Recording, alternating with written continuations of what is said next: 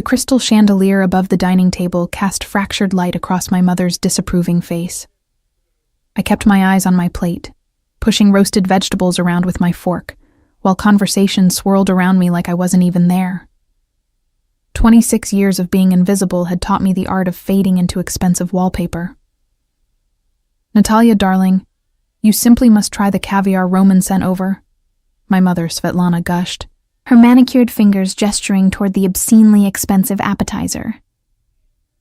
"It's from his private reserve. Can you imagine? A private reserve of caviar. That's the kind of man you're marrying." My older sister smiled with practiced grace, the kind of smile that had been winning her admirers since she was 15. At 29, Natalia Volkov was everything our parents had ever wanted in a daughter. Beautiful in that classical, untouchable way, poised, ambitious, and now engaged to Roman Fedorov, heir to one of the most powerful families in the city. "Roman is very generous," Natalia replied, her voice carrying that breathy quality she adopted whenever discussing her fiancé. "He wants only the best for our family. Our family." As if the Fedorov wealth and influence would somehow trickle down to me, the forgettable younger daughter who worked as a museum archivist and lived in a modest apartment across town. The daughter who was only invited to these family dinners because absence would look suspicious. "Polina, sit up straight," my father Oleg barked without looking at me. "You're slouching again. How do you expect to find a husband with posture like that?" I straightened automatically, years of conditioning overriding my desire to point out that I wasn't actually looking for a husband. Especially not one like Roman Fedorov, whose steel-gray eyes seemed to catalog everyone's worth in a single glance, whose reputation for ruthlessness preceded him into every room. "Leave her alone, Papa," Natalia said with the kind of casual dismissiveness that stung more than outright cruelty. "Polina isn't interested in marriage. She's married to her dusty old books and forgotten artifacts, aren't you, little sister?" The patronizing tone made my jaw clench, but I forced a neutral expression. "The museum keeps me busy, yes." "How quaint," my mother murmured, already losing interest. Her attention returned to Natalia. "Now, about the seating arrangements for the engagement party next week. I was thinking." I tuned out, letting their voices become background noise. The engagement party would be another exercise in my invisibility. I would be expected to attend, to smile, to fade into the background while Natalia and Roman held court. I'd done it at the announcement dinner, at the family introduction, at every event since Natalia had landed the catch of the century 6 months ago. The doorbell chimed, its melodious tone cutting through the dinner conversation. Our housekeeper, Marina, appeared moments later, her usually composed face slightly flustered. "Mr. Fedorov is here," she announced, and I could have sworn I detected a note of nervousness in her voice.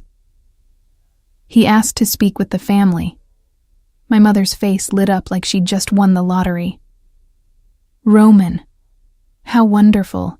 Marina set another place immediately. "That won't be necessary," a deep voice said from the doorway, and everyone turned. Roman Fedorov stood in the entrance to our dining room, and despite having seen him multiple times over the past 6 months, I still felt that involuntary tension that seemed to affect everyone in his presence. At 34, he carried himself with the kind of confidence that came from knowing he could destroy lives with a phone call. He was tall, broad-shouldered in a charcoal suit that probably cost more than my monthly salary, with dark hair styled back from a face that was all sharp angles and cold perfection. But it was his eyes that unsettled people. Storm gray and penetrating, like he could see through every lie, every pretense, every carefully constructed facade. "Roman, darling." Natalia rose gracefully, moving to kiss his cheek. What a lovely surprise. We were just discussing the engagement party. "Sit down." "Natalia," he said, his tone gentle but firm. She blinked, caught off guard by the command, but complied. Roman's gaze swept the table, landing briefly on me before moving to my parents. "I apologize for the interruption," but I have something important to discuss with the family. My father puffed up with self-importance. Of course. Anything for our future son-in-law. Please, sit, have some wine. I'll stand. Roman's voice cut through my father's bluster with surgical precision. This won't take long. Something in his tone made unease curl in my stomach. I watched as he pulled an envelope from his jacket pocket, setting it on the table with deliberate care. I'm calling off the engagement, he said simply, as if announcing the weather rather than detonating a bomb in the middle of our family dinner. The silence that followed was absolute. My mother's fork clattered against her plate. Natalia's perfect composure cracked, her face going pale. My father's face turned an alarming shade of red. You're... what? Natalia's voice came out in a strangled whisper. The engagement is over, Roman repeated, his expression unchanged. I've had my lawyers draft the necessary documents. You'll find everything in order. I'm not contesting the return of the ring, and I've included compensation for any wedding expenses already incurred. Compensation? My father rose from his chair, his hands flat on the table. You think you can just waltz in here and humiliate my daughter with a payoff? I think, Roman said, his voice dropping to a dangerous quiet, that ending this now is better than continuing a union that would benefit neither of us. Natalia is a remarkable woman. She deserves someone who can give her the attention and devotion she requires. It was a polite way of saying he didn't love her, had never loved her. I risked a glance at my sister, whose shock was giving way to fury. 2 weeks before the wedding, she hissed, her practiced composure finally shattering. You're doing this 2 weeks before the wedding? Better 2 weeks than 2 years, Roman replied calmly. Or 20. My mother found her voice, shrill with panic. But the invitations have been sent. The venue is booked. What will people say? They'll say I made a business decision. Roman's gaze shifted, and I felt the weight of his attention land on me like a physical thing.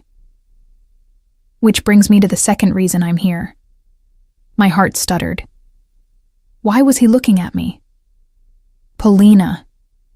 The way he said my name, deliberate and clear, made everyone at the table turn to stare at me. I'd like to speak with you privately. What? The word escaped before I could stop it. Why? Polina has nothing to do with this, my father blustered. Protective instinct finally kicking in now that it was too late to matter. Leave her out of whatever game you're playing. This isn't a game, Roman said, still looking at me. Polina, please, 5 minutes of your time. Every instinct screamed at me to refuse, to stay in my safe, invisible corner where Roman Fedorov's attention couldn't reach me. But something in his expression, not quite vulnerability, but close to it, made me push back from the table. 5 minutes, I agreed, my voice steadier than I felt. I led him to my father's study, acutely aware of 3 sets of eyes boring into my back as we left. Once inside, I closed the door and turned to face him, crossing my arms defensively. I don't understand what you want from me. Roman moved to the window, looking out at the manicured gardens beyond. Do you remember the charity gala 3 months ago? The one where you accompanied your family? I frowned, trying to recall. Vaguely. I spent most of the evening in the library avoiding conversation. I know. His lips curved slightly. I found you there. You were examining a first edition Tolstoy, completely absorbed. When I asked what you thought of the party, you said, and I quote, "It's a room full of people performing wealth and power, like it's a talent rather than an accident of birth." Heat crept up my neck. I'd forgotten that brief conversation, had assumed he'd forgotten it too. I didn't realize you were. I shouldn't have been so blunt. Why not? You were right. He turned from the window to face me. That was the first honest thing anyone had said to me in months, maybe years. I didn't know what to say to that, so I said nothing. Roman studied me with those unsettling gray eyes. Your sister is beautiful, accomplished, everything a man in my position should want. But she looks at me the way everyone else does, like I'm a title and a bank account rather than a person.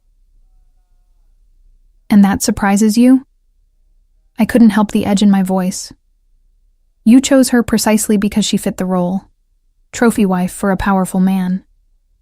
I did, he admitted without shame. It was a calculated decision.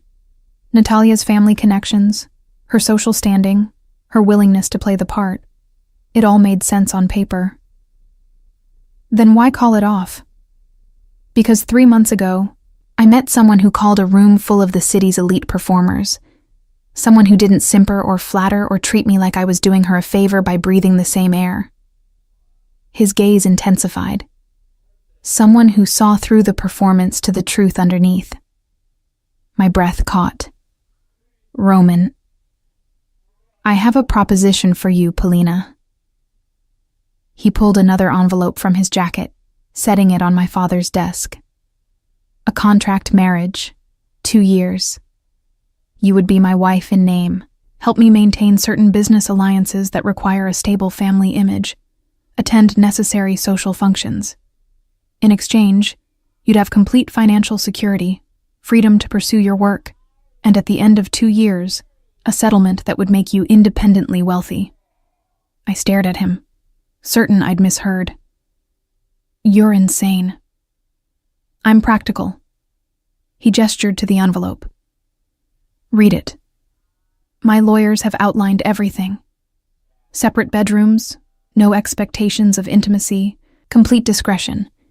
You'd be free to live your life however you choose, as long as you appear as my wife when necessary. Why me? The question burst out. Why not any of a dozen women who would actually want this? Who want you? Because they want Roman Fedorov, heir and enforcer. His voice softened almost imperceptibly. You're the only person who's ever looked at me and seen just Roman. The man, not the myth. I wanted to laugh at the absurdity. Wanted to throw the envelope back in his face and tell him to leave. But a traitorous part of me whispered that this was a way out. Out from under my parents' dismissal. Out from Natalia's shadow. Out of a life where I would always be invisible. I need to think about it, I said finally. Roman nodded, as if he'd expected nothing less. You have 48 hours. After that, I'll need an answer. He moved toward the door, then paused. For what it's worth, Polina, I think you underestimate your own value.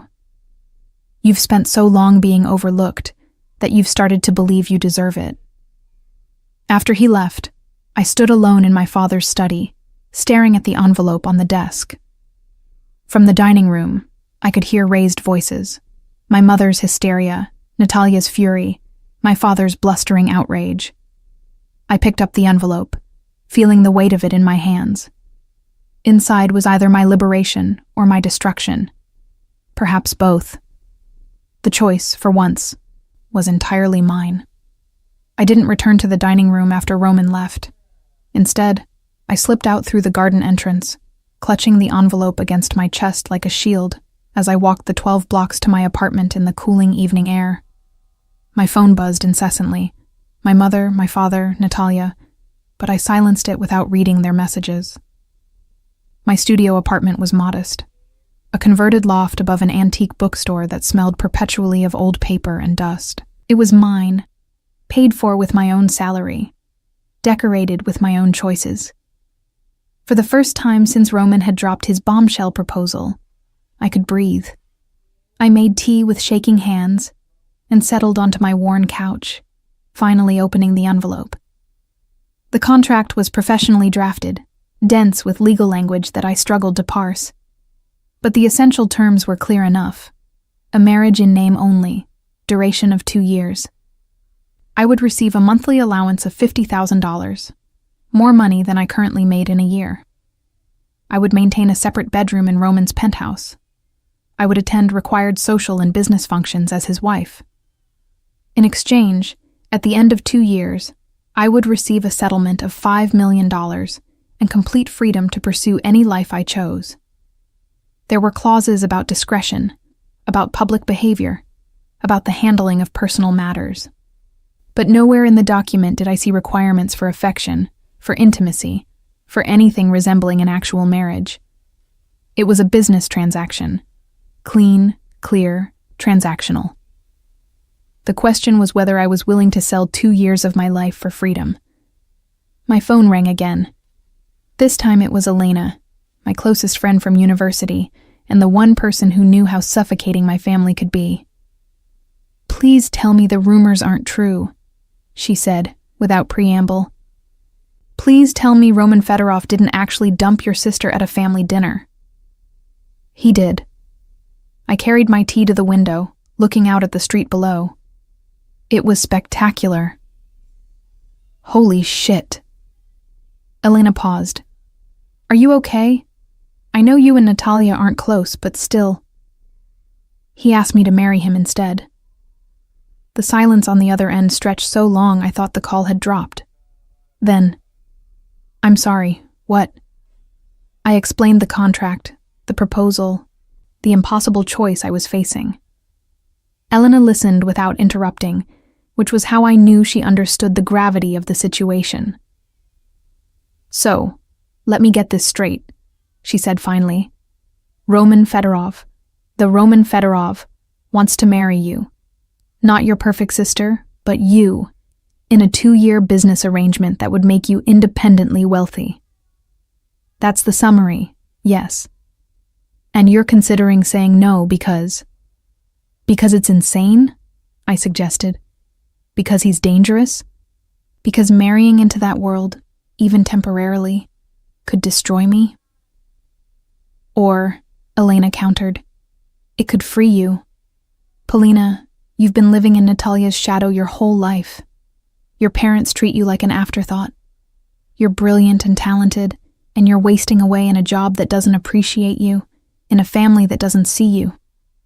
This is your chance to step into the light. By binding myself to a man who could end me with a phone call? By binding yourself to a man who, apparently, is the only person who's ever really seen you." Elena's voice softened. "I've known you for 8 years. I've watched you make yourself smaller and smaller, trying to fit into spaces your family carved out for you. When was the last time you did something just for yourself?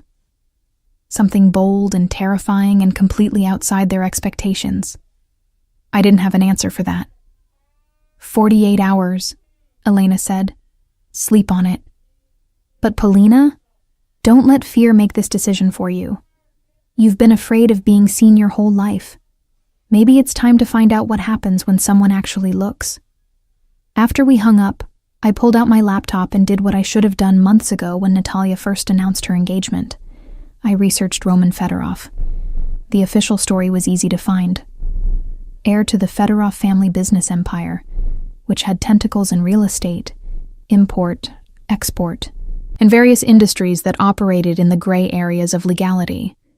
He'd taken over operations from his father 5 years ago and had consolidated power with ruthless efficiency. He was known for being calculating, strategic, and absolutely merciless to anyone who crossed him. But there were other details too, if you looked carefully. Donations to children's hospitals, always anonymous but traceable through public records. A youth literacy program funded entirely by Fedorov money. A network of safe houses for women fleeing dangerous situations, operated through shell corporations that led back to his holdings. Roman Fedorov was a contradiction, a man who could ruin lives without hesitation, who also quietly saved them when no one was watching. I thought about what he'd said, about me seeing him rather than his title, about being the first person in months, maybe years, to be honest with him.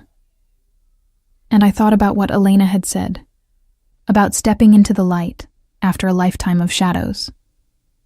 The decision crystallized with sudden clarity.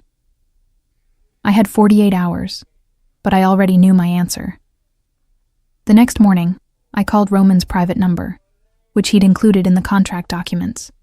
He answered on the first ring. "Polina." "I'll do it," I said before I could second-guess myself.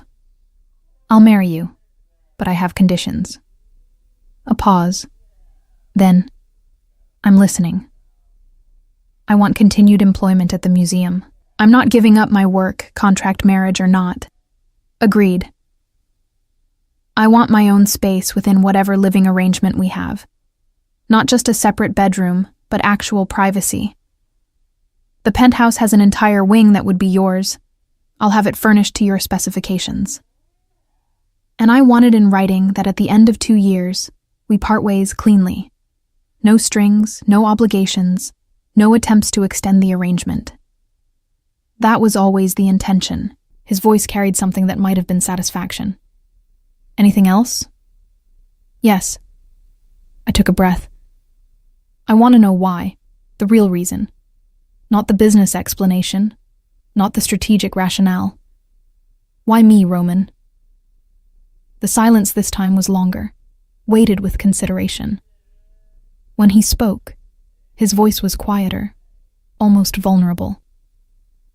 Because when you looked at me in that library, you didn't see a monster or a meal ticket or a stepping stone to power. You saw a man at a party who was as tired of performing as you were. And for 5 minutes, I could stop being Roman Fedorov and just be someone having a conversation about Tolstoy with someone who actually read Tolstoy for pleasure, not status. My throat tightened. That's a pretty thin foundation for a marriage, even a fake one. Is it? He exhaled softly. I've spent 15 years building an empire on foundations of fear and calculation. Maybe it's time to try something different, even if it's just for 2 years. When do we start?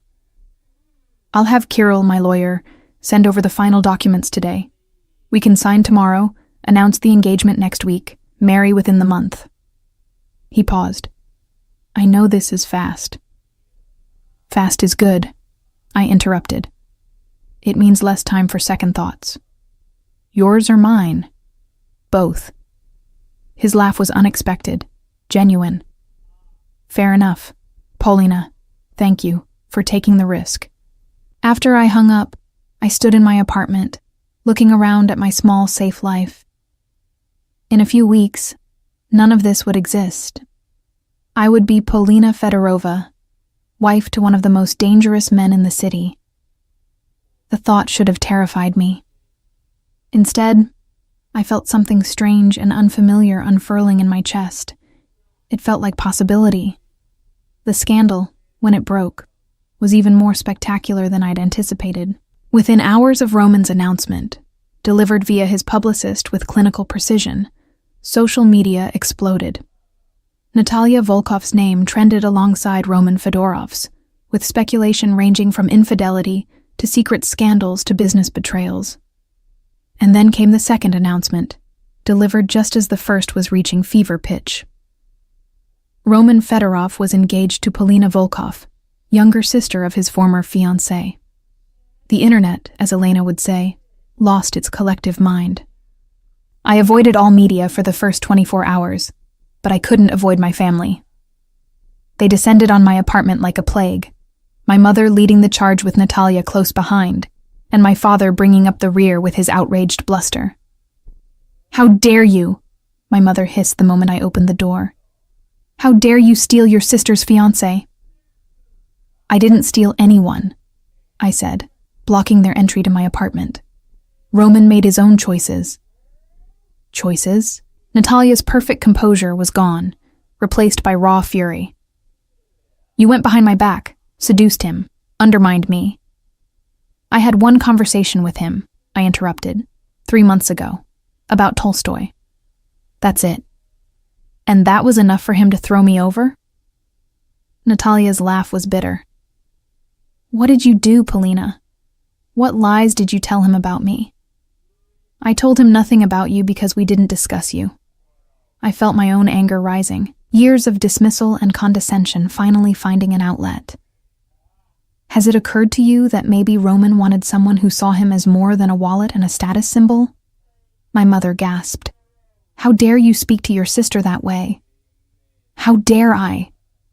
The words burst out before I could stop them. How dare you? All of you. You've treated me like furniture for 26 years. I was good enough to round out family photos, but not good enough to be taken seriously. And now that someone actually sees me, actually chose me, you're offended? We're your family, my father said, his voice tight. You're related to me, I corrected. That's not the same thing. If you do this, Natalia said, her voice cold, if you marry him, you're dead to me, to all of us. I looked at each of them in turn. My mother's scandalized fury, my father's patriarchal outrage, my sister's wounded pride. And I felt nothing. No guilt, no fear, no desperate need for their approval, just exhaustion. Then I guess I'm dead to you, I said quietly, because I'm marrying him. I closed the door on their protests, locked it, and slid down to sit on the floor with my back against the wood. My hands were shaking, but not from fear. From relief. My phone buzzed. A text from Roman. I'm hearing reports of a family confrontation. Are you all right? I stared at the message, this small gesture of concern from a man I barely knew, and typed back, I'm fine. Just burned some bridges. His response came quickly. Good. Those bridges were rotten anyway. Despite everything, I smiled. The wedding happened 32 days after Roman had walked into my family's dining room and detonated my life. It was small by Fedorov standards, just immediate family and close associates, held in a private garden that probably cost more than most people's houses. I wore a dress that Roman's stylist had selected, ivory silk that moved like water, and made me feel like someone else entirely. Someone confident. Someone chosen. Roman wore a dark suit that emphasized the breadth of his shoulders, his expression composed as he waited for me at the altar. But when I reached him, when he lifted my veil and his gray eyes met mine, I saw something flicker in their depths. Recognition. Relief. Maybe even gratitude. You look beautiful, he murmured, quiet enough that only I could hear. You look terrified, I whispered back. His lips curved slightly. Perceptive as always. The ceremony was brief, efficient. We exchanged vows we didn't mean and rings that symbolized a contract rather than commitment.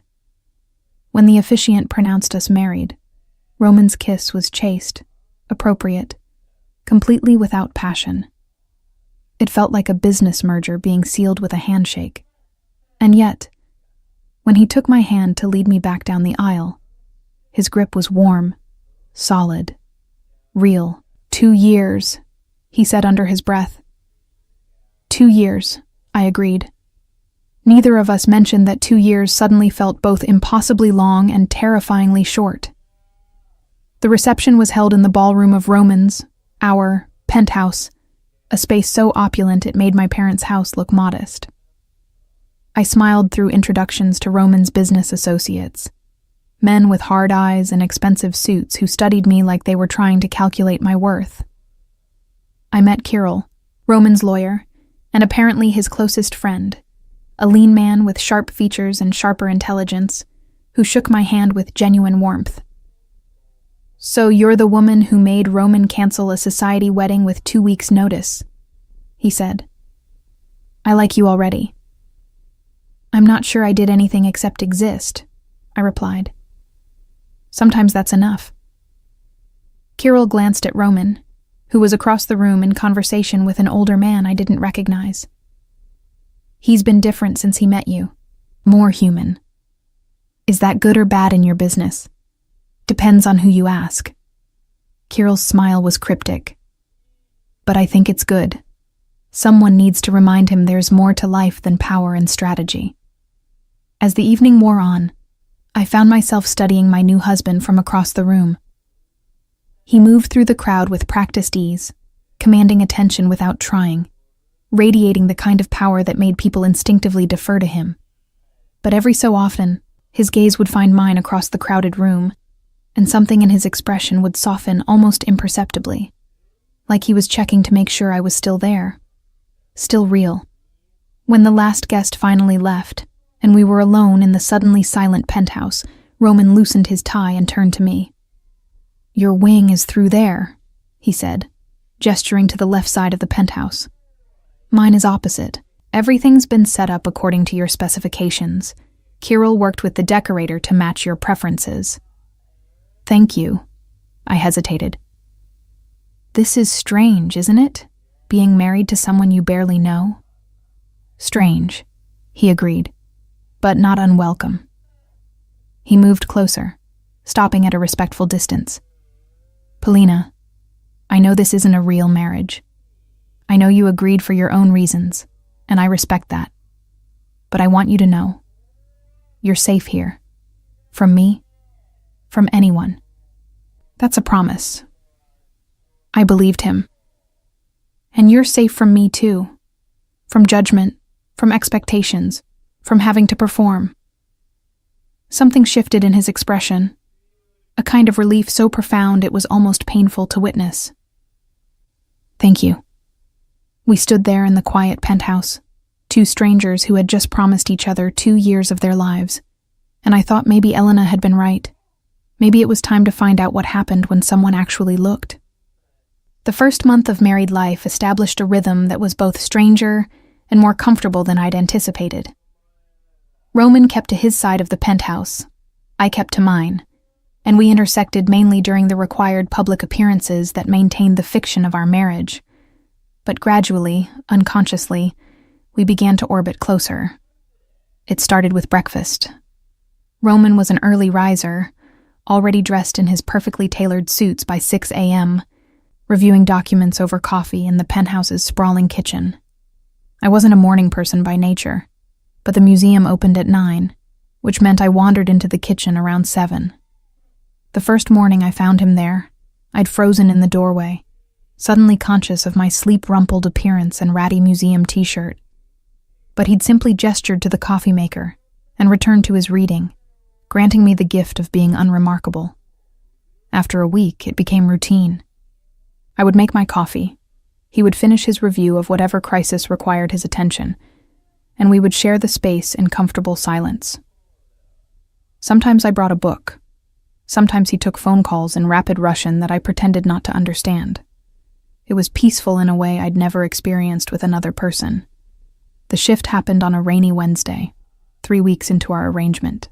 I'd stayed up late cataloging a new acquisition at the museum, a collection of letters from the 1890s that I found fascinating, but probably no one else would ever read. I stumbled into the kitchen at 7:30, bleary-eyed and running late, to find Roman assembling something at the counter. "You look exhausted," he observed without judgment. "Late night with a countess's correspondence?" I mumbled, making a beeline for the coffee. "Have you eaten?" I paused, trying to remember. I had. Something. Yesterday, maybe? He made a disapproving sound and slid a plate across the counter toward me. Scrambled eggs, toast, fresh fruit arranged with surprising care. "Eat. You can't function on caffeine and absent-mindedness." I stared at the plate, then at him. "You made me breakfast." "I made breakfast. You happened to be here." But there was a hint of color along his cheekbones that suggested the distinction mattered less than he wanted to admit. I sat, taking a bite of eggs that were better than they had any right to be. "Where did you learn to cook?" "My mother." His expression softened almost imperceptibly. "She insisted that self-sufficiency was more important than staff, said powerful men who couldn't feed themselves were just children in expensive suits." "She sounds wise." She was. The past tense hung in the air between us. She died when I was 17. Car accident. "I'm sorry." The words felt inadequate, but his slight nod suggested they were enough. "Your turn," he said, refilling his coffee. "Tell me something real about Polina Volkov. Or Fedorova, I suppose." The question caught me off guard. "What do you want to know?" Anything that isn't in the background check my security team compiled. His gray eyes met mine with unexpected directness. Start with why you work at a museum when you have a degree in art history and could be doing something more lucrative. You had me investigated? Of course. I don't enter into contracts blind. Even marriage contracts. He didn't sound apologetic. The file said you graduated top of your class, turned down positions at major auction houses, and chose a modest archival position instead. Why? I considered deflecting, but something about the quiet morning and his genuine curiosity made me answer honestly. Because I don't want to sell history. I want to preserve it, understand it, give it context. The people whose letters I catalog, whose possessions I document, they're not commodities. They're voices from the past, trying to be heard. Roman was quiet for a long moment, studying me with that penetrating gaze that seemed to see straight through pretense. You're a romantic. Is that a criticism? No. His voice was soft. It's refreshing. Most people in my world see everything as a transaction. It's rare to meet someone who believes some things have value beyond their price tag. Says the man who married me via contract. His lips curved slightly. Point taken. But you agreed to the contract, which makes you practical as well as romantic. A useful combination. We fell into silence, but it was comfortable rather than awkward. I finished my breakfast, surprised by how hungry I'd actually been, and checked my watch. I should go. Can't be late for the Countess's correspondence. Polina. He stopped me as I was rinsing my plate. Thank you. For what? For this. The breakfast, the conversation, the illusion of normalcy. His expression was carefully neutral, but something vulnerable lurked behind his eyes. It's been a long time since I had either. I set down the plate, turning to face him fully. You know we don't have to wait for scheduled public appearances to interact, right? We live together. We can talk whenever we want. Can we? The question was genuine, uncertain. I don't want to intrude on your space. That was part of our agreement. Privacy. Separation. The agreement said separate bedrooms, not separate lives. I surprised myself with the assertion. I'm not saying we need to be best friends, Roman. But if we're going to do this for 2 years, maybe we could at least be friendly strangers instead of polite ones. Something shifted in his expression, a crack in the carefully maintained armor. I'd like that. Our friendship, if that's what it was, deepened gradually, naturally, like water finding its level. Roman started leaving books on the kitchen counter, history texts and philosophical treatises that he thought I'd enjoy. I started making dinner occasionally, discovering that cooking for 2 was more pleasant than cooking for 1. We developed a pattern of evening conversations on the penthouse terrace, overlooking the city lights. Roman would pour wine, good wine, the kind that probably cost more than my former monthly rent. And we would talk about everything except the obvious. That we were 2 people playing house in a mansion, pretending at a marriage that was scheduled to end. 4 months into our arrangement, Roman came home from a business trip to Moscow, looking more exhausted than I'd ever seen him. His suit was rumpled, there were shadows under his eyes, and when he sank onto the terrace sofa beside me, he didn't bother with his usual composure. Bad trip? I asked, setting aside my book. Complicated. He ran a hand through his hair, disrupting its usual perfect style. A business partner decided to test my patience. I had to remind him why that's not advisable. I knew better than to ask for details about his business, knew the contract explicitly kept me separate from that world. But something in his voice, a weariness beyond just physical exhaustion, made me ask anyway. Did you hurt him? The partner? Roman's gaze snapped to mine, surprised by the direct question. Would you think less of me if I said yes? I considered this, really considered it. I think I'd think less of you if you lied about it. A long pause. Then, I ruined him financially. Publicly, legally, in ways he won't recover from. But I didn't touch him physically, if that's what you're asking. I don't enjoy violence. Polina, I use it when necessary, but I don't enjoy it. That's something, I suppose. Is it enough? For you? The vulnerability in his voice was startling. To know that the man you're bound to for 2 years is capable of destroying lives when it serves his purposes? I looked at him. Really looked at him. At the exhaustion etched into the lines of his face, the weight of power and expectation pressing down on shoulders that carried it without complaint. The loneliness of a man who couldn't trust anyone enough to show weakness. I think, I said slowly, that you're more than the worst thing you've ever done. Just like I'm more than the invisible daughter my family never saw. I reached out, surprising myself, and took his hand. We're all complicated, Roman. Maybe that's why this works, because we see each other's complications and don't run away. His fingers closed around mine, warm and solid. I'm glad I found you in that library. I'm glad you were arrogant enough to think I'd agree to this insane arrangement. His laugh was unexpected, genuine. Arrogant? Supremely. I squeezed his hand. But it's growing on me. We sat like that as the city lights flickered to life below us. 2 people who had entered a contract for practical reasons and were discovering something entirely impractical in the margins. 6 months into our marriage, we attended a charity gala, the kind of event that required my performance as Roman's devoted wife. I wore a deep green gown that his stylist had selected, my hair styled in an elaborate updo that I would immediately destroy the moment we got home. Roman appeared in my doorway as I was struggling with an earring, looking devastating in a black tuxedo that emphasized his powerful frame. Need help? Unless you have magic fingers that can manage clasps, I don't think so. He crossed to me, gently turning me around. His fingers brushed my neck as he fastened the earring, his touch surprisingly gentle for such a dangerous man. In the mirror, our eyes met. You look beautiful, he said quietly. You look like you'd rather be anywhere else. Perceptive as always.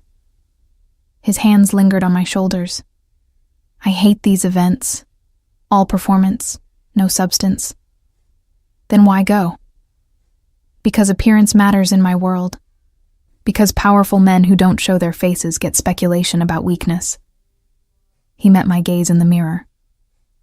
Because my wife needs to be seen at my side, maintaining the illusion that this is a real marriage. The word illusion stung more than it should have. Right, the contract. Something flickered in his eyes. Polina. We should go, I interrupted, not ready to examine why his reminder of our arrangement's temporary nature bothered me. Wouldn't want to be late to the performance. The gala was exactly as tedious as I'd anticipated. Roman was pulled into conversations with business associates and city officials, always keeping me at his side but rarely including me in the discussions. I smiled and nodded and played the role of the decorative wife, hating every minute. Until Maxim Volkov appeared. I didn't recognize him at first. He was older than in the photos I'd seen, his once handsome face hardened by time and cruelty. But when he approached Roman with a predatory smile, I felt my husband's entire body tense beside me. Fedorov, Maxim said, his voice carrying the roughness of too much vodka and cigarettes. I see you've traded up from the older sister. Smart move. This one's much easier on the eyes. Roman's hand tightened on my waist, a warning. Maxim, I wasn't aware you'd been released. 6 months ago, good behavior, Maxim's gaze slid to me, assessing and dismissive in equal measure. You must be Polina. I knew your father back in the day, before he decided he was too good for his old friends. There was history there, dark and complicated, that I didn't understand. But I felt Roman's tension, felt the danger crackling in the air between the two men. "It's been interesting catching up," Roman said, his voice deceptively mild. "But we were just leaving." "So soon?" Maxim's smile widened. "I was hoping to discuss some business opportunities. Now that I'm back in circulation, I'm looking to re-establish old connections. I'm not interested. Not even if it concerns your lovely wife?" Maxim leaned closer, voice dropping. "I've been hearing things, Fedorov. Whispers about this convenient marriage, about contracts and arrangements. Makes a man wonder what you're really trying to protect." The shift in Roman was instantaneous. One moment he was composed, controlled. The next, he had Maxim backed against a column, his forearm across the older man's throat with surgical precision. "If you threaten my wife again," Roman said, his voice arctic, "you'll discover that prisons have nothing on what I can do to make a man disappear." Maxim wheezed, his face reddening, but Roman didn't let up. I watched, frozen as the man I'd been sharing breakfast with, who'd been leaving me books and making me dinner, revealed the ruthlessness that had built his empire. "Roman." My hand on his arm was light, barely there. "He's not worth it." For a moment I thought he wouldn't listen. Then, slowly, he released Maxim, who slumped against the column, gasping. "Stay away from what's mine," Roman said quietly, then took my hand and led me away, leaving Maxim to recover his breath and his dignity. In the car ride home, Roman was silent, staring out the window with his jaw clenched. I could feel the tension radiating from him, could see his hands flexing as if he was restraining himself from going back and finishing what he'd started. "I'm sorry," he said finally, his voice rough. "You shouldn't have seen that." "Why?" "Because it reminds me that you're dangerous. Because it reminds you that you married a monster." I turned to face him fully. "You're not a monster, Roman. Monsters don't make breakfast. They don't leave books for people to find. They don't learn your coffee preference and have it waiting every morning. Monsters can do those things," he insisted. "It doesn't make the violence less real." "No," I agreed, "but it makes you more complex than just the violence." I reached for his hand, which was still clenched into a fist. "He threatened me. You protected me. I'm not going to condemn you for that." His fingers slowly uncurled, accepting my touch. He was testing me, seeing if there were cracks in my armor, vulnerabilities to exploit. And I showed him exactly how vulnerable I am. His gray eyes met mine, intense and unguarded. "Because anyone who threatens you becomes my enemy, contract marriage or not. That's a weakness, Polina. In my world, it's the kind of weakness that gets people killed." My breath caught at the implication that I had become more than just a contractual obligation, that somewhere in the past 6 months, I had become someone worth protecting at any cost. "Then I guess we're both vulnerable," I said quietly. "Because I'd defend you too, if it came to it." The car pulled up to our building, but neither of us moved to exit. Instead, we sat in the leather interior, hands still linked, looking at each other with a growing awareness that our carefully maintained boundaries had already been breached. "This wasn't part of the contract," Roman said, his voice barely above a whisper. "No," I agreed. "It wasn't. We still have 18 months left." "I know.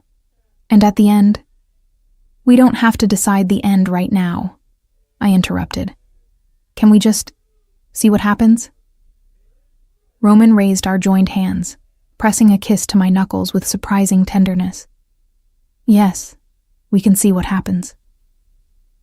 As we rode the elevator up to the penthouse, I realized that somewhere between breakfast conversations and terrace wine and books left on counters, I had stopped thinking of this as a contract. I had started thinking of it as a marriage. And from the way Roman was looking at me, I suspected he was thinking the same thing. 8 months into our arrangement, I came home from the museum to find Roman in an argument with Kirill in the study. Their voices carried through the slightly open door, tense and sharp in a way I'd never heard before. "She's your wife, not a pawn," Kirill was saying, his usual composure frayed. "You can't seriously be considering—" "I'm not considering anything," Roman interrupted. "I'm telling you it's not happening. Find another solution." "There is no other solution. The Sokolov Alliance requires—" "I don't care what it requires." Roman's voice dropped to a dangerous quiet. "Polina is off limits. Completely, permanently, non-negotiably off limits. I don't care if it costs me the entire Eastern European market." I shouldn't have been listening. Should have retreated to my wing, given them privacy. But something in the way Roman said my name, fierce and protective, rooted me to the spot. "You're in love with her," Kirill said, and it wasn't a question. The silence that followed was deafening. "That wasn't supposed to happen," Roman said finally, his voice raw with something that sounded like defeat. "It was a contract. 2 years, clean exit, no complications." "When did life ever go according to contract?" Kirill's voice softened. "Roman, this isn't a weakness. It's the most human thing you've done in 15 years. It's a liability. Maxime already sensed it. If others discover I actually care about her, she becomes a target. Every enemy I've made will see her as a way to get to me. So what's your plan? Pretend you don't care? Push her away?" Kirill sighed. "She's not stupid, Roman. She knows. She suspects. That's different from knowing." A pause.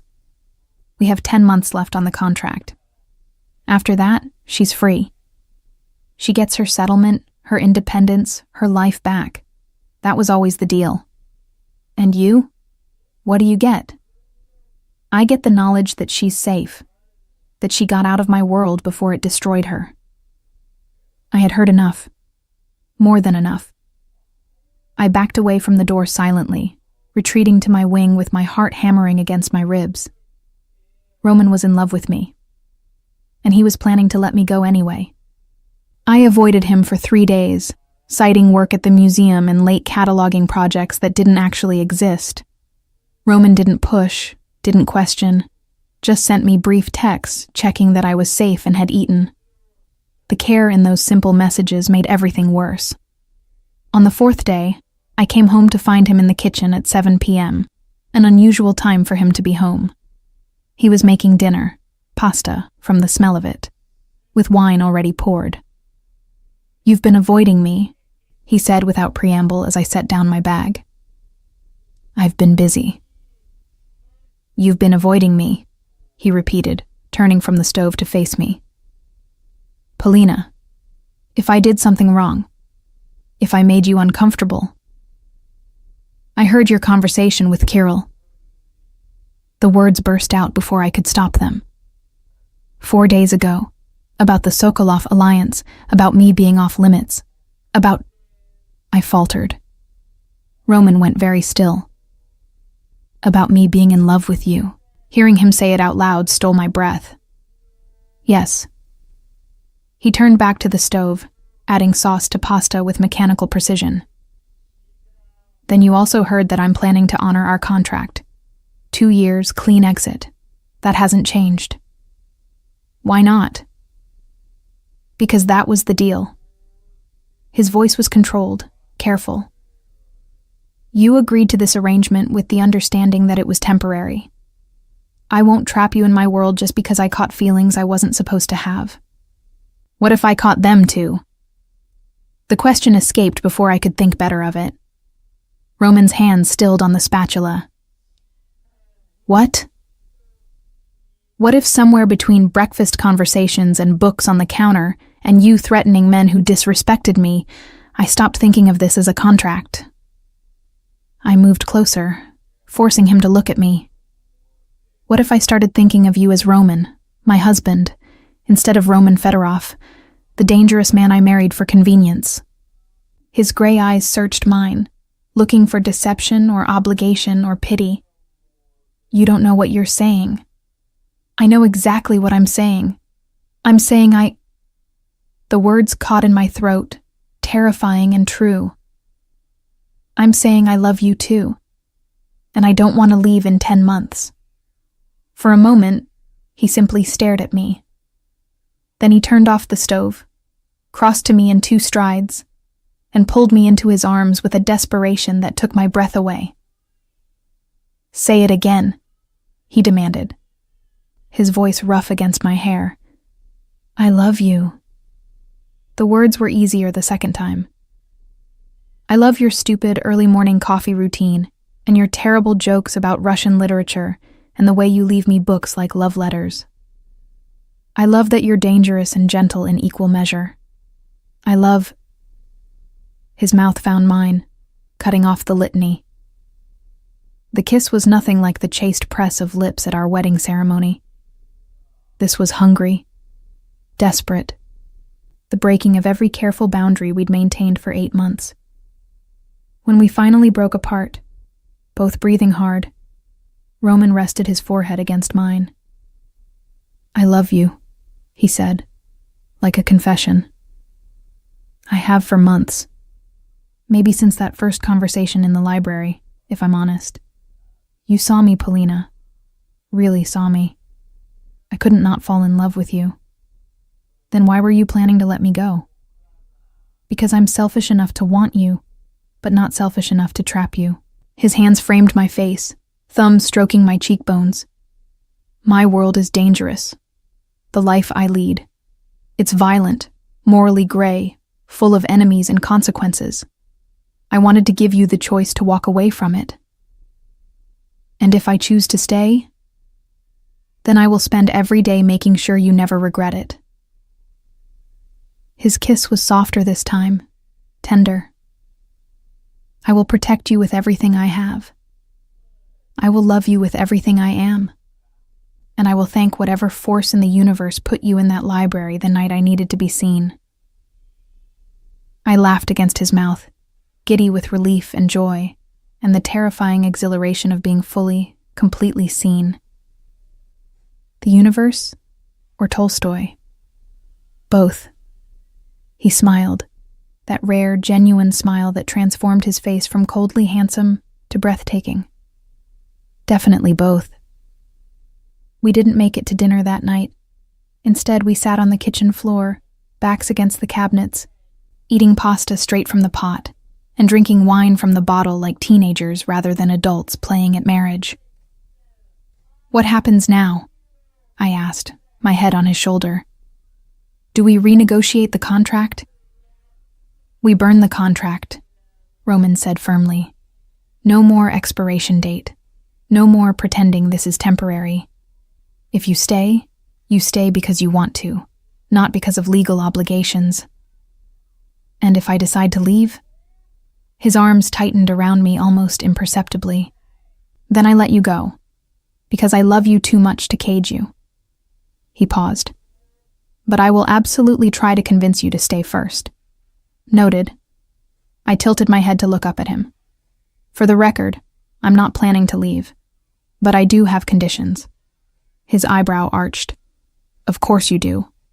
I want a real marriage, not the business arrangement, not the separate wings and polite cohabitation. I want to fall asleep next to you and wake up next to you and fight about whose turn it is to make coffee.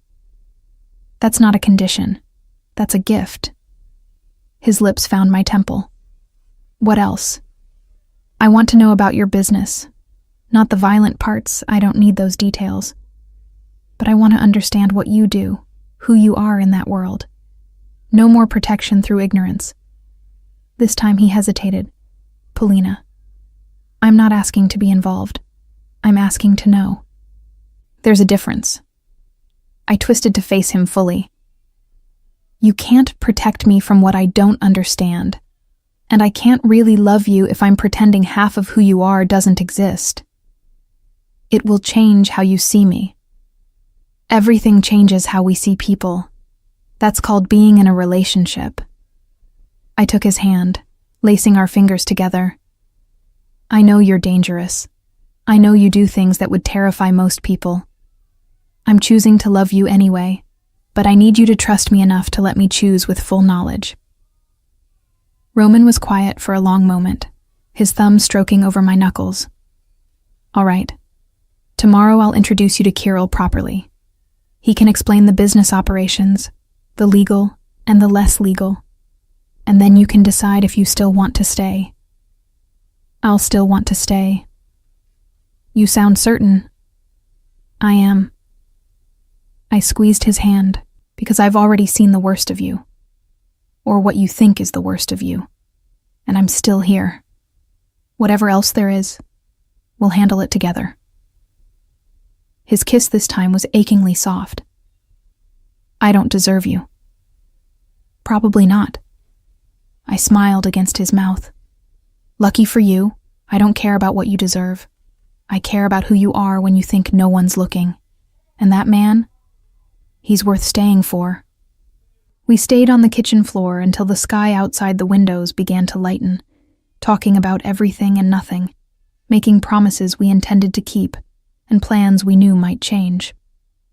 And when Roman finally led me to his bedroom, our bedroom now, and held me through what remained of the night, I felt the last pieces of my carefully constructed walls crumble. I had agreed to this contract to escape my family's shadow, to claim my own life and freedom. Instead, I'd found something better, a man who saw me completely and loved me anyway. A partnership built on honesty rather than performance. A future that was terrifying and exhilarating in equal measure. As I drifted toward sleep in Roman's arms, I thought about the invisible girl I'd been just 8 months ago. The one who had accepted a contract marriage because she was tired of being overlooked. That girl was gone. In her place was a woman who had been truly seen, truly chosen, truly loved. And she was never going back to the shadows again. 2 weeks after Roman and I had burned our contract, literally in the fireplace, with champagne and a sense of reckless joy, I was deep in the museum archives when my phone buzzed with an unfamiliar number. I almost didn't answer, but something made me pick up on the 4th ring. "Is this Polina Fedorova?" A woman's voice, professional and crisp. "Speaking. My name is Detective Karina Sokolova. I'm investigating a series of financial crimes that may involve your husband. I was hoping you might have time to answer a few questions." My blood went cold. "I don't think that's appropriate without a lawyer present." "I'm not accusing you of anything, Mrs. Fedorova. I just thought you might want to know that your husband is under investigation for money laundering, racketeering, and conspiracy to commit fraud. If you have any information that could help us." "I don't." I kept my voice steady through sheer force of will. "And I won't be answering questions without legal counsel. Goodbye, detective." I hung up, hands shaking, and immediately called Roman. He answered on the 1st ring. "Polina, what's wrong?" "A detective just called me. Sokolova. She said you're under investigation for—" My voice cracked. "Roman, what's happening?" A long pause, then quietly. "Where are you?" "The museum. Archives." "Stay there. I'm sending Kirill to pick you up. Don't talk to anyone else. Don't answer your phone if you don't recognize the number, and Polina—" His voice softened. "Don't be afraid. I've got this under control." But when Kirill arrived 30 minutes later, his grim expression suggested Roman's control might be slipping. The penthouse was filled with men I didn't recognize when Kirill escorted me inside. Associates of Roman's, I assumed, all wearing the same hard-eyed expression that suggested they were more bodyguard than businessman. Roman emerged from his study, crossing to me immediately and pulling me into his arms. "You're safe. That's what matters." "What's happening?" I demanded, pulling back to look at him. "Who was that detective? Why did she call me?" "Because she's trying to pressure me through you." Roman's jaw tightened. "Maxime has been talking to the authorities, feeding them information, some true, some fabricated, in exchange for immunity on his own charges. The man from the gala, the one you threatened." "Yes." Roman ran a hand through his hair, the first time I'd seen him visibly agitated. I should have handled him differently. Should have anticipated he'd retaliate. Kirill appeared at Roman's elbow. We need to move her. If Maxim knows she's your actual weakness instead of just a contract wife, he'll escalate. Move me where? I looked between them. Roman, what is he talking about? There's a safe house upstate, Roman said, his hands on my shoulders. Completely secure, off any grid. You'd be there temporarily, just until we resolve this situation. No. The word came out sharper than intended. No, I'm not running. I'm not hiding.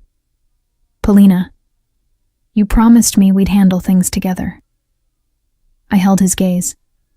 That means I don't disappear the moment things get difficult. I stay. We deal with this. Together. If you stay, you become a target. Roman's voice was strained. Maxim will use you to hurt me, to force me into a corner. The detective calling you wasn't random. It was a warning.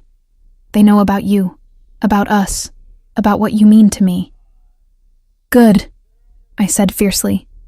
Let them know. Let everyone know. I'm not a secret or a liability or something to be protected by hiding me away. I'm your wife. Your actual wife. And I'm not going anywhere. Something shifted in Roman's expression, fear giving way to a kind of awed pride. You're certain? Completely. He pulled me close again, his face buried in my hair. Then we increase security. You don't go anywhere without protection. You follow every precaution Kirill outlines, no exceptions. Agreed? Agreed.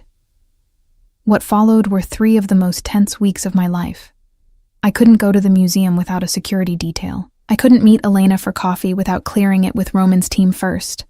Every phone call was monitored, every movement tracked. It should have felt like a cage. Instead, it felt like being valued enough to protect.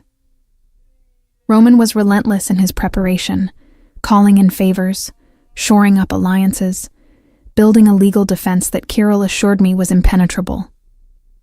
But I could see the strain on him, the tension in his shoulders, the sleepless nights he tried to hide, the weight of knowing that his enemies had found his weakness. Me. The kidnapping happened on a Thursday. I was leaving the museum, early, at Roman's request, with my usual security detail of 2 men. One moment I was walking toward the car, the next someone was pulling a hood over my head, and strong hands were dragging me backward. I heard shouting, a scuffle, then silence, as something chemical sweet pressed against my face through the fabric. When I woke, I was in a basement somewhere, hands zip-tied to a chair, head throbbing. Maxim sat across from me, his smile cold and satisfied. Mrs. Fedorova, so glad you could join us. Fear tried to claw its way up my throat, but I forced it down. Roman will kill you for this. I'm counting on him trying. Maxim leaned forward. See, I don't actually want to hurt you. I want your husband to make a mistake, to come after you with the kind of violence that will give the authorities everything they need to put him away for life. He won't make a mistake. He will, because he loves you, actually loves you, which makes him weak. Maxim's expression turned contemplative. I have to admit, I didn't think the great Roman Fedorov was capable of genuine emotion. But the way he looked at you that night at the gala, that was real. And real emotions make men do stupid things. My mind raced, trying to remember everything Roman had ever told me about strategy, about thinking 3 moves ahead. If you hurt me, he won't just come after you. He'll come after everyone you've ever cared about. Is that what you want? I'm already a dead man walking, Maxim said with a shrug. Fedorov sees to that the moment I started talking to the authorities. At least this way, I take him down with me. He stood, moving toward the stairs. Someone will bring you food and water. Try to get comfortable. You're going to be here a while, at least until your husband makes his move. They kept me for 3 days. 3 days of darkness and silence, punctuated by meals delivered by people whose faces I never saw. 3 days of fighting panic, of holding on to the certainty that Roman would come, would find me, would make this right. 3 days of wondering if Maxim was right, if loving me would be the mistake that destroyed everything Roman had built. On the 4th day, everything changed. The door to my basement prison opened, but instead of the usual silent food delivery, Kirill appeared, moving with swift efficiency to cut my zip ties. "Are you hurt?" he asked, his hands surprisingly gentle as he checked me over. "No, I'm fine. Where's Roman?" "Finishing up upstairs." Kirill pulled me to my feet. "Can you walk?" I nodded, letting him guide me up the stairs. The house above was eerily quiet, empty. In the living room, Roman stood with his back to us, phone pressed to his ear, speaking in rapid Russian. When he turned and saw me, his expression cracked. He crossed to me in 3 strides, pulling me into his arms with a desperation that made my ribs ache. "You're safe. You're safe." He repeated it like a mantra, his hands framing my face, his eyes searching mine for signs of harm. "Did they hurt you? Touch you? If they laid one hand on you?" "I'm fine," I interrupted, pressing my palm to his chest, feeling his heart racing beneath my fingers. "Roman, I'm okay.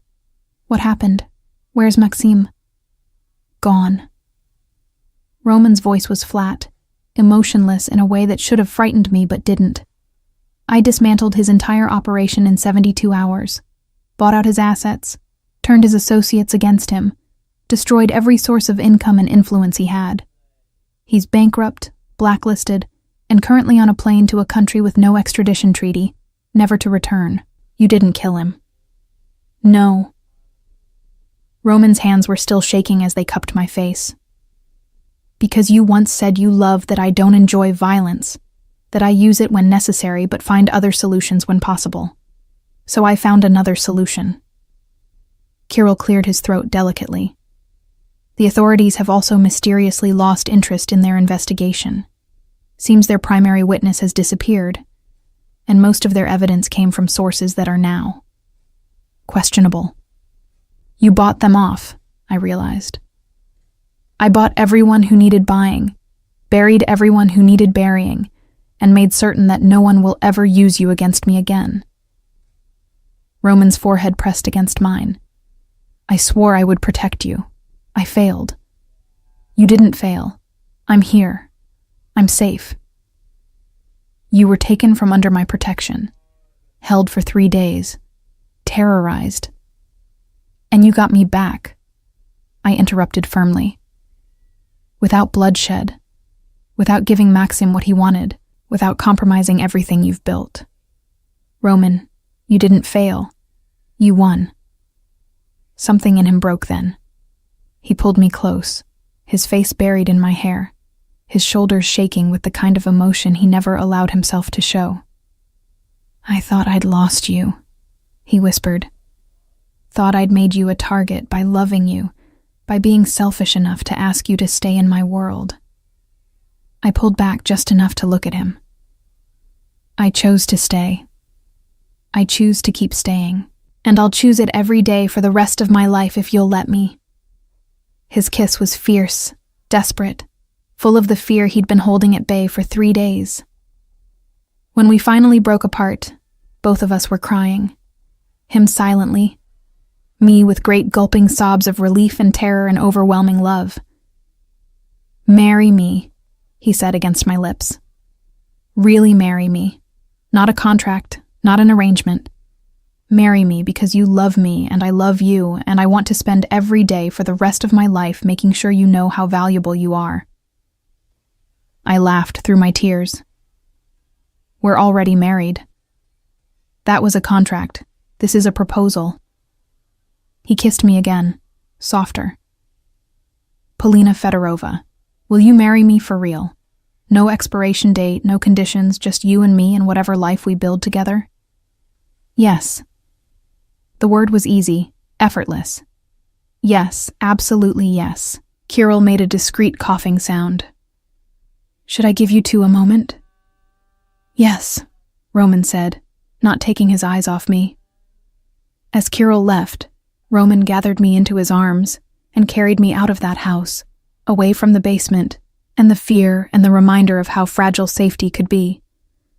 I love you, he said, as we drove away in the armored car, his arms wrapped around me like he'd never let go.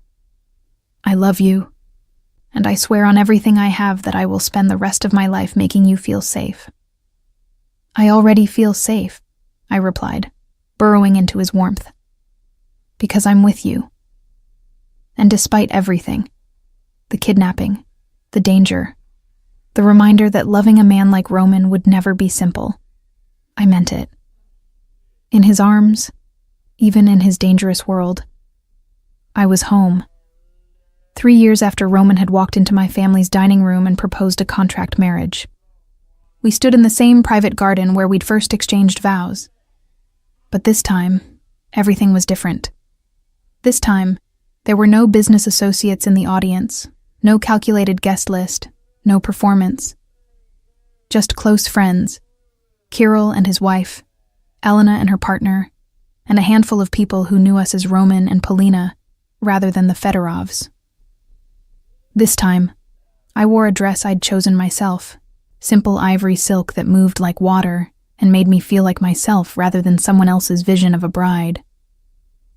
This time, when Roman lifted my veil and his gray eyes met mine, there was no hesitation, no careful composure, just love. We're doing this again, he murmured, a smile playing at his lips. We're doing it right, I corrected.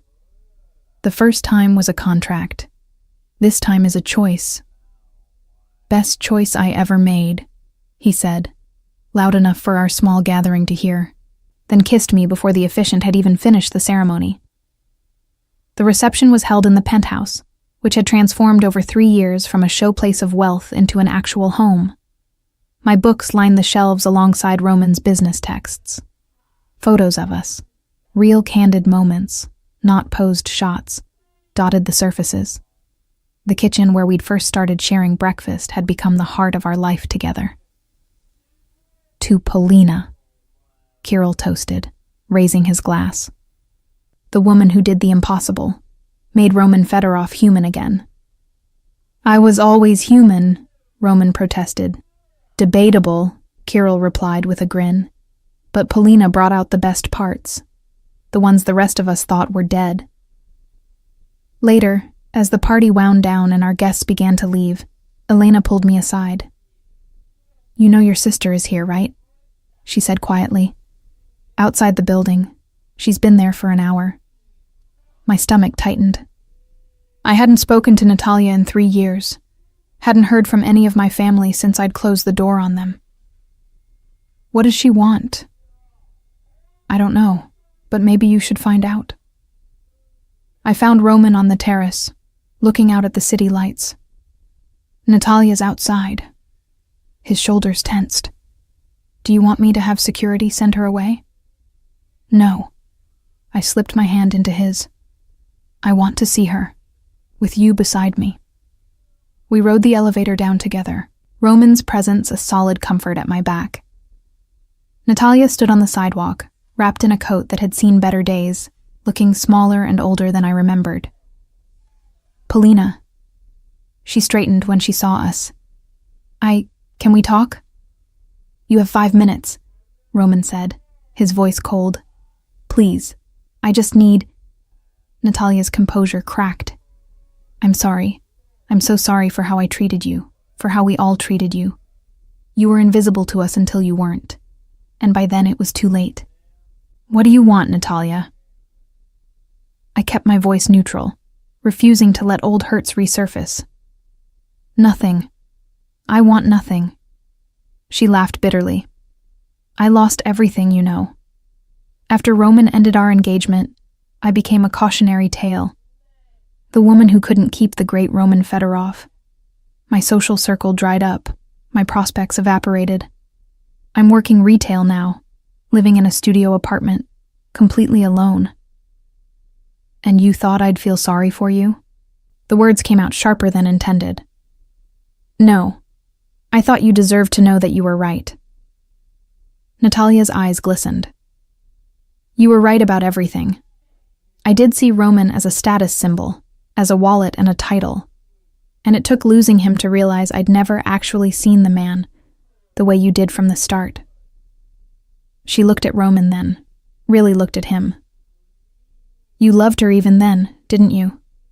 When you were engaged to me, you saw something in her that I was too blind to see in my own sister. Roman's hand tightened on mine. I saw someone who treated me like a person instead of a commodity. Someone honest and real in a world of performance. I'm not asking for forgiveness, Natalia said, turning back to me. I don't deserve it. I just wanted you to know that watching you two together, seeing the life you've built, it's what I deserved. To watch from the outside, knowing what I lost by never valuing what I had. Something in me softened, just slightly. I don't wish you ill, Natalia. I never did. I just wish you'd seen me when it mattered. I see you now. Her smile was sad, fragile. For what it's worth, you're glowing. Happy. And that's more than I ever wished for you when we were growing up. I'm sorry it took your success to make me realize my cruelty. She turned to leave, then paused. Congratulations on your marriage. The real one. I hope you know how rare it is. What you two have. As she disappeared into the night, Roman pulled me close. Are you all right? I think so. I leaned into his warmth, watching my sister's retreating figure. She lost everything because she couldn't see value in what she had. I gained everything because someone finally saw value in me. I didn't give you value, Roman corrected softly. I just recognized what was already there. You were never invisible, Polina. You were just surrounded by people too blind to see you. We rode back up to the penthouse, to the party that was winding down, to the life we'd built from a contract that had become so much more. Later, after the last guest had left and we were alone in our bedroom, the master suite we now shared completely, Roman pulled me close.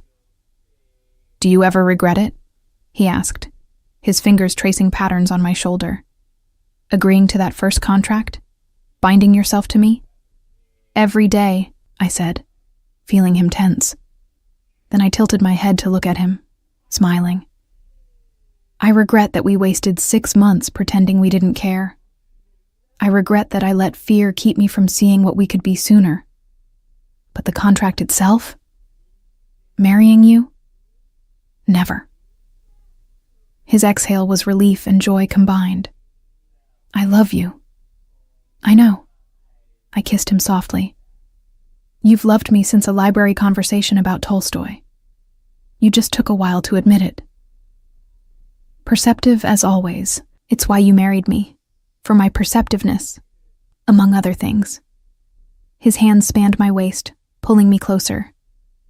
Want me to list them? You could show me instead. His laugh was low, intimate, as my wife wishes. Later, as I drifted toward sleep in Roman's arms, I thought about the invisible girl I'd been. The one who had accepted a contract marriage because she was tired of being overlooked, tired of living in shadows. That girl had made the bravest choice of her life, to step into the light, to be seen, to risk being valued and found worthy. And she'd discovered something better than freedom or independence or escaping her family's shadow. She discovered what it meant to be truly, completely, unconditionally loved. Not for what she could provide or how she could perform, but for exactly who she was. The woman who saw through Roman Fedorov's dangerous reputation to the man underneath. The woman who called him on his pretenses and made him breakfast and refused to hide when things got difficult. The woman who had been invisible for 26 years and then decided to be seen. As I fell asleep, Roman's heartbeat steady beneath my ear.